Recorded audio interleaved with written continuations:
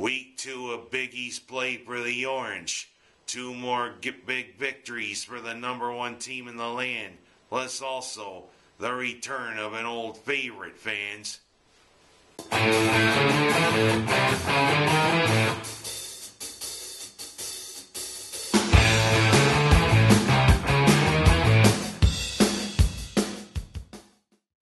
Well, the Orange are continuing their reign as the number 1 team in the nation. And you know what? We had 2 opponents that looked like we were going to be one that looked like it was going to be an easy victory, plus also a revenge-minded game. But let's take a look at it, shall we? First, we traveled to Rhode Island, the smallest state in the Union, to battle our Catholic friends from Rhode Island's biggest city, the Friars of Providence, in the Dunkin' Donuts Center. And the thing is, these Friars were actually pretty game this time. But boy, oh boy, did they give us a scare, especially from their main guy who seems to be on the city council. Vincent Council, that is. But I digress.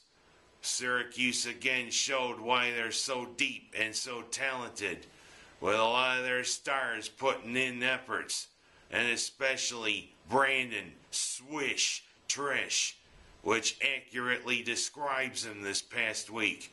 He's found his groove from 3-point range, hitting them at will against the Friars, and also Chris Joseph. Why, if there is any real leader on this team, I should say real leader, because it seems as though everybody's stepping up, which is the mark of a great team. But you have to think, him being the senior, him being the main scorer at times, he's got to be considered the leader. Pretty good, Mr. Joseph. And again, Dion Waiters in the restaurant.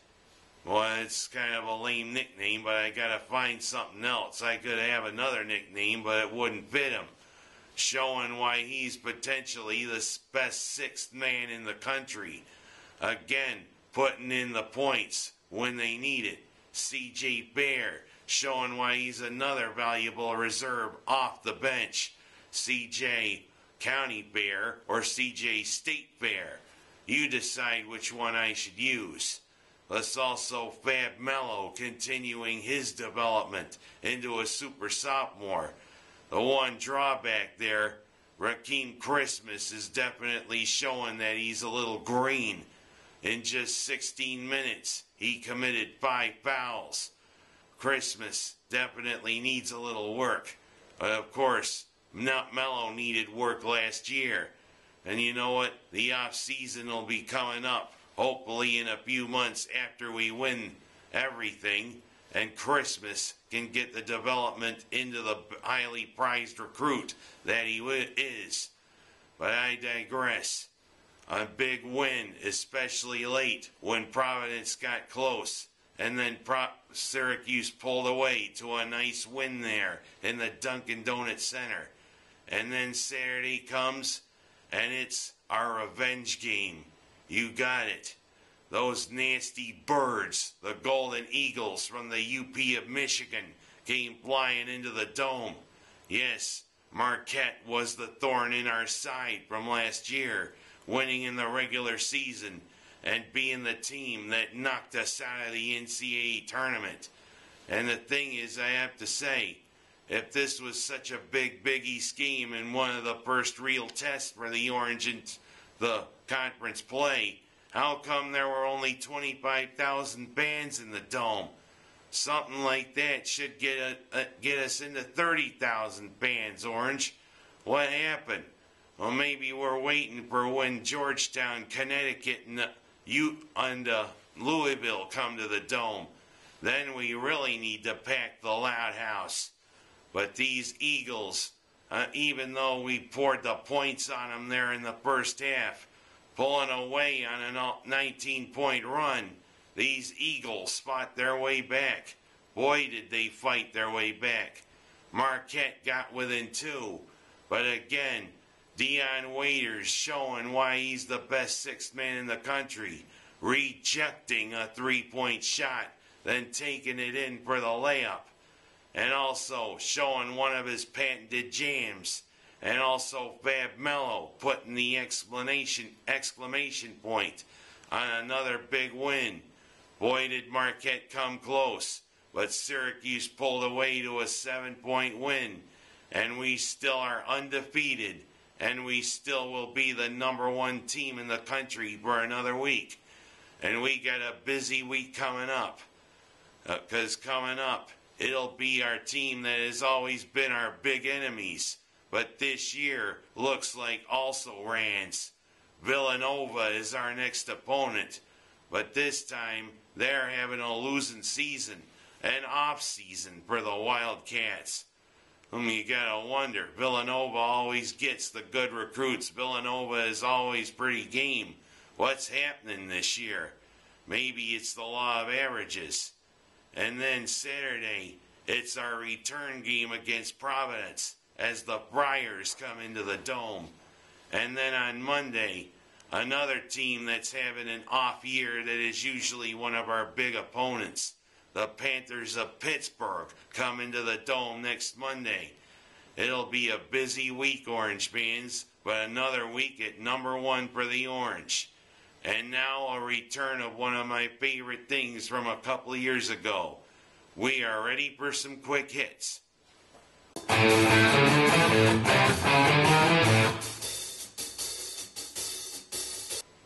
First, let's talk about Iran, the ones that have been the thorn in the U.S.'s side for 30 years.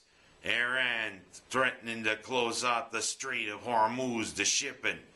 Well, Iran's just a rogue nation that's always looking for trouble. Ever since the Ayatollah Khomeini and his followers took over there in 1979, Iran's been nothing but trouble. And closing off the Strait of Hormuz, we're not going to stand for it. The U.S. Fifth Fleet is there and will respond if Iran does something. Iran, something needs to happen. I'm not saying we should go to war, but somebody should take care of Iran in this whole thing. You've been a thorn in our side too long, Iran. Somebody needs to get in there to lead that nation so it won't be so rogue. Secondly, how about that woman there that shot that intruder in Oklahoma? She had the 2 guns and she called the operator. Well, I have to say this. In ways you'd much rather deal with a guy than a woman with a gun. Because if an intruder breaks in and a guy's there, no questions asked, he'll shoot you. But if a woman's there, she'll shoot you and then spend 30 minutes telling you why she shot you. I shot you for coming through that door, you gotta get a job like the rest of us. I had to do? I had to go clean up the car. I had to go clean up the house. I had to go get groceries. I had to go cook. I had to clean. I had to take care of my mother. I had to go do the laundry. I had to do this. Are you listening to me? Are you listening to me? As if you start bleeding on my rug again, you son of a gun, I'm going to pop another cap in your butt again. And thirdly, how about Tim Tebow there against the Pittsburgh Steelers? Everybody's been on his case a lot because of his Christian beliefs. The truth is, he's a good young man, and we need good young men with morals like him. Quit ragging on the guy. Even though, I wanted Pittsburgh to win. That was a hell of a play, throwing an 80-yard touchdown pass on the first play of overtime to win the game. Boy, divine intervention keeps on going, because guess what? Tebow's got the Patriots coming up next, and he'll definitely need some divine intervention. That's it for this week. Tune in next week.